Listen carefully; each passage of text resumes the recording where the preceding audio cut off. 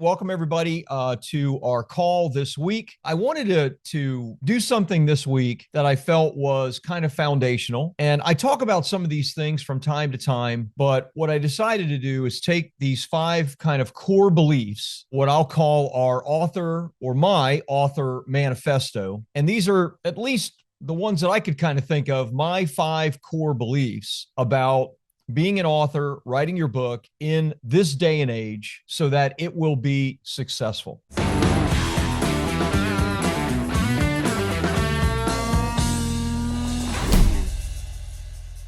right, our author manifesto, 5 core beliefs, and this is kind of these are our pillar beliefs. All right, core belief number 1, writing your book is only the starting line of your writing journey. And I'll even say completing your book is really only the starting line of your author journey. Most authors treat their finished manuscript, their published book, as the finish line. And I'm talking most authors do. When, truth be told, it is just the beginning of the journey for you. And if you follow along and create a successful book, then it is going to feed and fuel your internal flame to want to write more and more. And guess what's going to happen as you write more? You're going to get better. You're never going to write your greatest content the very first time out. You're going to get better and better in creating content. And I've seen this over and over with authors. They treat the completed book as the finish line. I understand it. I understand the emotional pain of writing a book, even with help, right? I understand how difficult it is. And because of the difficulty of it, we want it to be the end.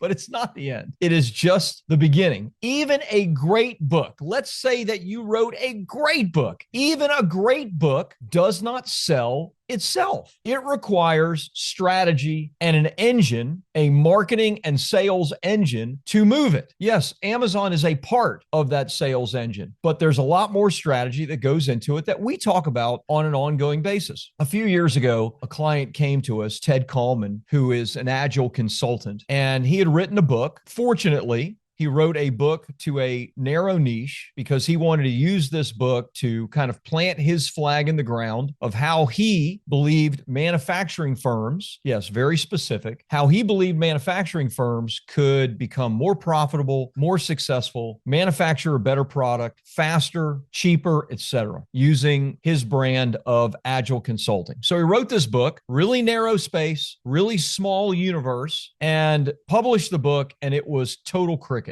Nothing, no sales, no reviews, nothing going on.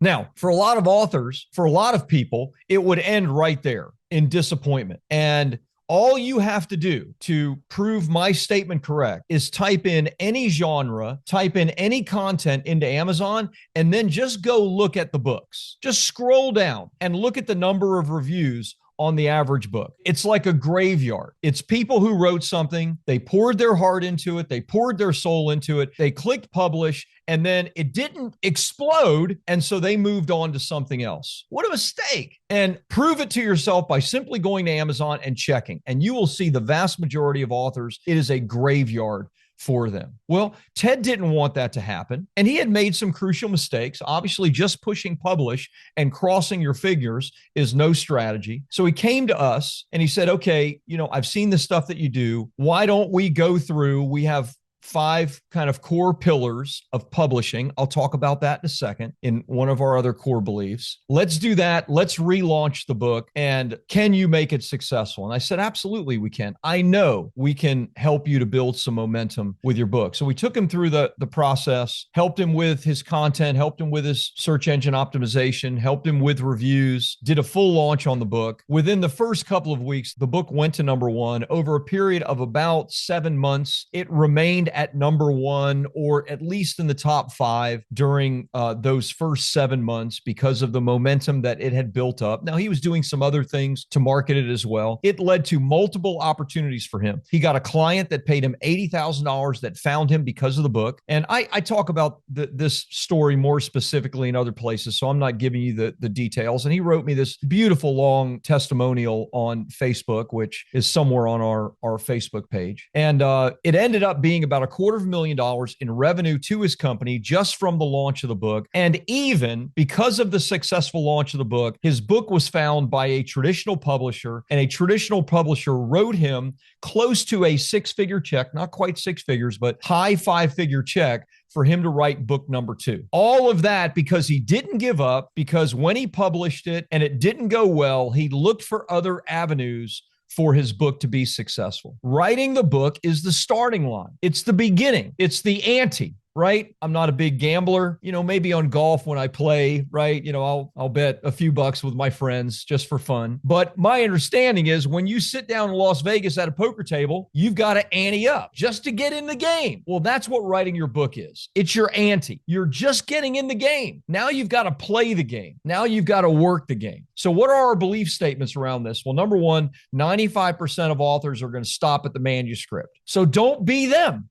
The successful 5% know that the real work begins after the manuscript is done and completed. Now, somebody's going to be listening to this going, man, I wish I'd have heard this 3 years ago when I published my book. It's not too late. It's not. If you're still serving the same audience, and I'll talk about this more in one of our other core beliefs, but if you're still serving the same audience and you have content that is published, then just clean that content up, relaunch that content right back into a brand new audience that doesn't know you. So it's not too late. Core beliefs. 95% of authors will stop at the manuscript. Don't be like them. Core belief, a finished book, your finished book is just a paperweight until it's paired with launch and growth strategies. Okay. We don't want fancy paperweights. We're not in this just for ego. And I say just for ego because it is kind of cool to be a best-selling author, and there's ego involved in that, but you can have ego and impact and income if you don't stop at just the manuscript. Don't let your hard work just sit on the digital shelf. Finish the book, yes, but results come from what you do afterwards. That's our core belief, number one, and what to do with it. Core belief number two, your real profits, especially in the beginning, your real profits with a book come from the niches. Your real profit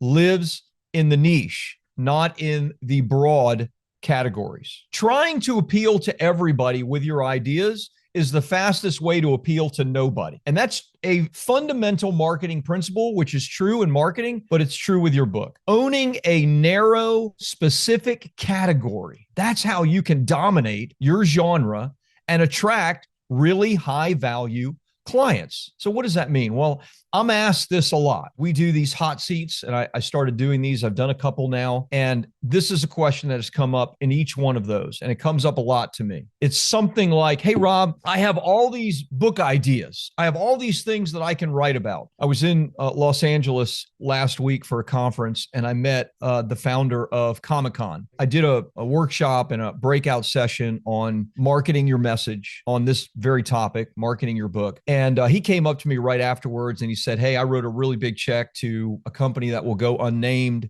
six-figure check to have his book ghostwritten. It never actually got completed, never got done. And he said, but Rob, I have like so many different ideas. Like he founded Comic-Con. He started like an MMA type organization. He has all of these different ideas. So many people would say something like that. So here's my answer to you with all of these different ideas. Take your absolute best client avatar. Like think about who is my best client, the one that I serve, they love me, I make the most money, I make the most impact in their life. Think about the magic that brought them to you and write about that. Why can you help that specific client? Now, somebody's going to say, Rob, I want to branch out. I want to do more. I understand that. If you're still serving that avatar, that really specific narrow niche, and you're writing your first book, start there. Just start there, please, because that's going to give you the absolute most best.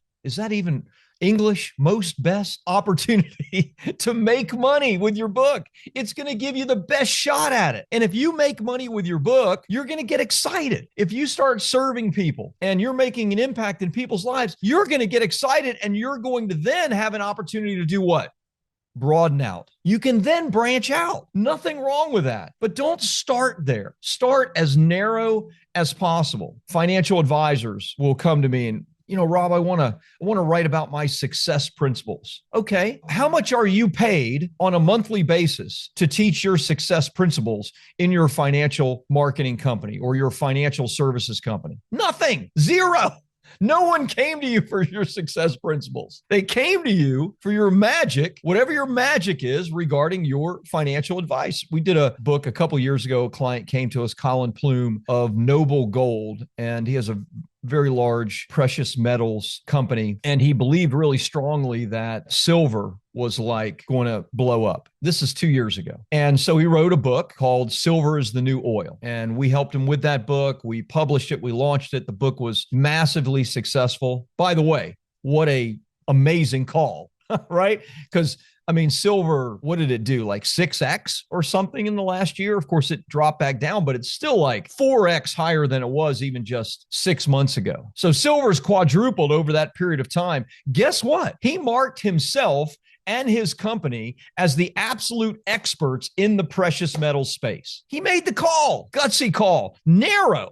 Talk about a narrow book. Silver is the new oil, the whole book on silver. What a gutsy call that absolutely marked him and his company as the experts. And as you might imagine, things have gone through the roof for him. Now, he can broaden out from there. He can do more. He can write more about the precious metals or commodity space next. He could broaden out into financial services. You can even go to success principles later on down the road, because as you build your audience and as you build your market and as you're making money and as you're making an impact, there's so much more you can do. But don't start there. Start in the niche. Start with the specifics. Broad books get lost, and I don't want your book to get lost. I want your book to own your space, own your category. You don't need 1 million readers on your first book. You need the right 1,000, the right 10,000. You can have $1 million revenue from your book with the right 1,000 people reading your book. That's it. If you think that way, and I know you want more than that. I get it. I know you do, but be patient. Start in the niches, because that's where the real opportunity is for yourself and for your book. That's core belief number 2. Core belief number 3 has to do specifically with Amazon. And that is that your book sales page, call it your Amazon listing, is a landing page. It is a strategic landing page. It is not a Hail Mary. It is not a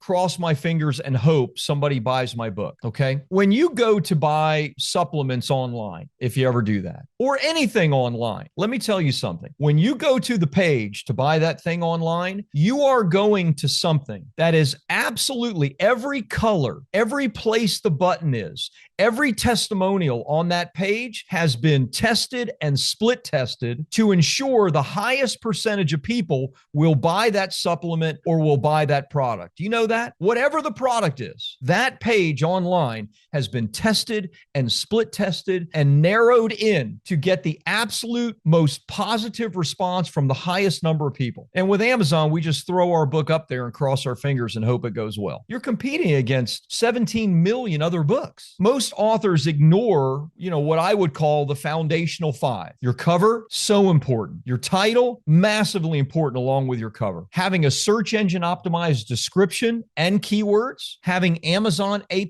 content, which is newer, and having great reviews on your book, which I know are hard. All of these things take work and effort and energy to do well. It's why one of the reasons we exist, because we're good at doing these things. If your Amazon page doesn't just pop, look awesome, professional, then no amount of people going to it will save it. Eventually, Amazon will say, we don't have a good click-through rate. We don't have a good buy rate on this page. They check all of that stuff. They know all of those numbers, all of those metrics. I launched my book, Write with AI, behind me about 18 months ago, maybe even a little longer ago than that. That book, Write with AI, has been a top 5 bestseller in its categories every single week now for longer than I can count, 80 weeks in a row, something like that. And I just checked before I came on this today, and it's the number 2 bestseller in its category. And this is with no outside marketing from me whatsoever. Zero. I don't run Amazon ads. I'm not running Facebook ads.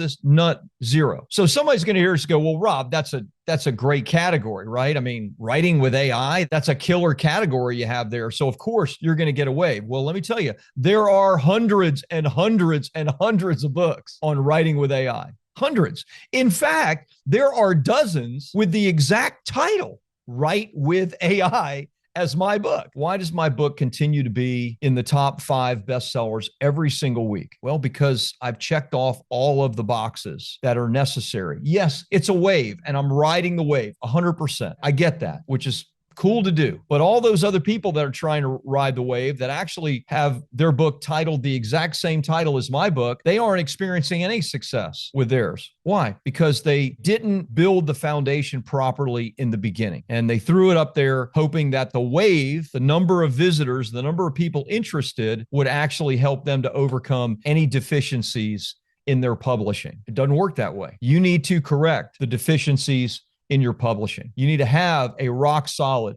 cover and title, description, keywords, A+ content, reviews, all of those things. And that's before we do a launch on the book and send any traffic to it. So just understand, your Amazon listing is something that Amazon is looking at. They split test it. It's a strategy to them. It's not a just push the publish button and hope Amazon sends you traffic. That's not enough. Okay. That's core belief number 3, an important core belief. All right, number 4. Some of you are going to love this, some of you not. Number 4, core belief number 4. Traditional publishing is a failure for those without an audience. Traditional publishing is a failure for those that are audience-less. What do I mean by that? Well, traditional publishers don't build your platform for you. They harvest from your platform. When a traditional publisher deems you worthy to work with them, what they're really deeming worthy is not your idea. It's not even your writing, because in many cases, they don't even have other than maybe a 50-page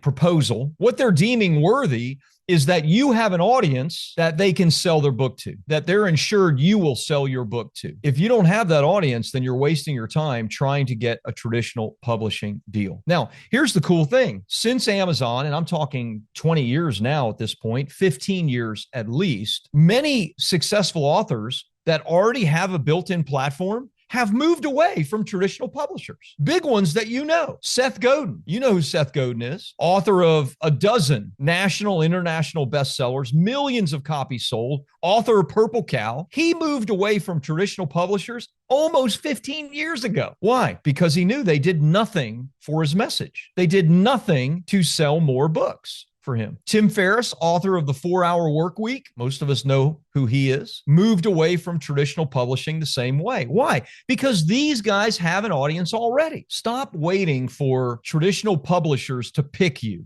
You don't need them to pick you. Use your book to build your audience. That's what I've done over the last 15 plus years. Use your book to build your platform, and they'll come after you, which I hope you'll say no to, unless they want to write you a really big fat check. But in most cases, there's a reason they have their names at the top of really big buildings. I mean, they're making good decisions. And believe me, you're going to be better off keeping the majority of your royalties and profits and rights, big one, and rights, rather than selling that off to a traditional publisher. A traditional publisher pays you initially upfront and advance, so you will sell your book to your audience. So you will sell your book to your list. They're not putting you in front of a brand new audience. Why give them control? It's not worth it. Traditional publishing is a myth. Don't believe that lie. It's unnecessary. Core belief number 5, and finally, and this I referenced earlier, and that is,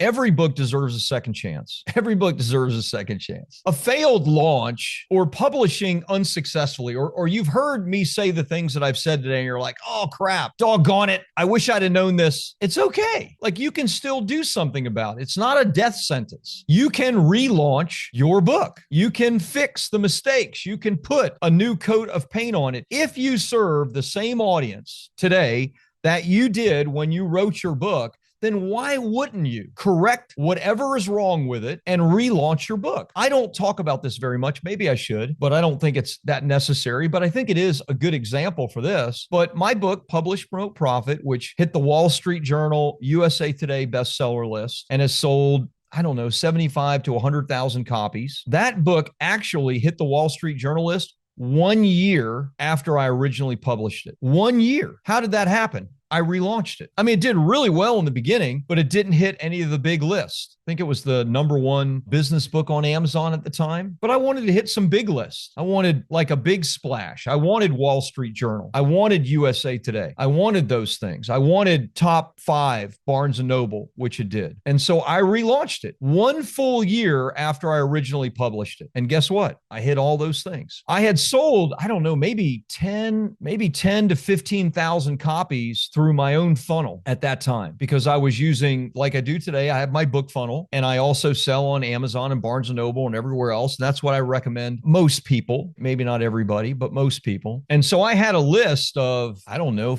10,000, 15,000 people that actually spent money with me to get a copy of it. So I said, hey, I'll do something special for you if you go ahead and buy another copy of it on Amazon or Barnes & Noble or whatever. And so I did a lot more than that, but that was one of the elements to the launch. So I already had this platform in place. I relaunched the book. The book hit all those big lists and continued on doing exceptionally well. You can do that. And why wouldn't you? I continue to market, publish, promote, profit today. Today, that book is for sale with paid advertising on Facebook and Instagram today, 7 years after I originally published it. And it's basically the same. Why? Because I still serve that client. I still serve you. So if you're in the same business as you were in when you originally wrote your book, clean it up, change the cover, fix the description, make it search engine optimized, get a bunch of reviews on it, send a bunch more traffic to it, or work with a company that can actually help you to do all of those things, like many of you are. Just because your